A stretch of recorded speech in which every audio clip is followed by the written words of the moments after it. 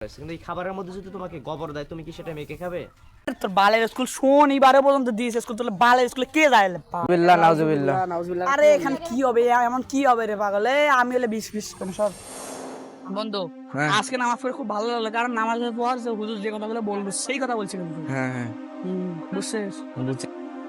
কিরে বন্ধু, কালকে তুই স্কুল যাবি না? বের তোর বালের স্কুল শনিবারে পর্যন্ত দিয়েছে স্কুল, তোর বালের স্কুলে কে যায়? নাউজুবিল্লাহ নাউজুবিল্লাহ। তুই এটা কি বললি?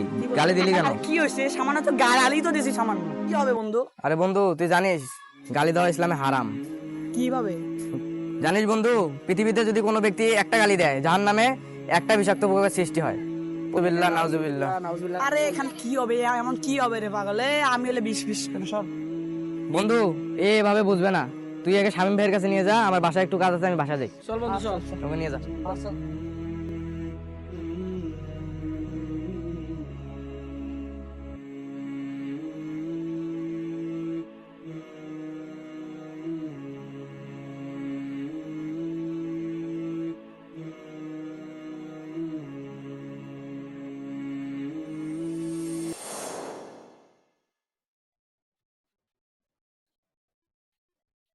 আসসালামু আলাইকুম ভাই। ওয়ালাইকুম আসসালাম ওয়া রাহমাতুল্লাহ। ভালো আছো তোমরা? আলহামদুলিল্লাহ কি খবর? ভালো। আপনার কি খবর? আলহামদুলিল্লাহ। যেটা একটা প্রশ্ন ছিল যে, বড় বড় ভাই গালি দেওয়া হারাম কি হারাম, আমার বন্ধুরে বোঝান। গালি এক ধরনের পাপ। আল্লাহ রাসূল সাল্লাল্লাহু আলাইহি সাল্লাম তিরমিজি শরীফের 243 নম্বর হাদিসে বলেছেন যে কোন মুমিন মানুষকে গালি দিতে পারে না, মানুষকে দোষারোপ করতে পারে না। অন্য হাদিসে আরো বলেছেন যে গালি দেওয়া একটা ফাসিকি কাজ, এজন্য আমাদেরকে গালি দেওয়া যাবে না। গালি জঘন্যতম পাপের মধ্যে অন্তর্ভুক্ত।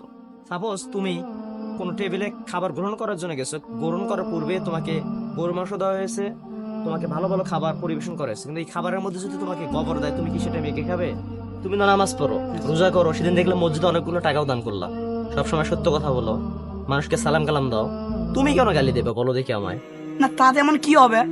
শোনো, এক মুমিন অপর মুমিনকে গালি দিতে পারে না, এটা জঘন্যতম ফাসিক, যেটা তোমাকে আমি একটু আগে তিরমিজি শরীফের হাদিসের এগুলো বুঝিয়েছি।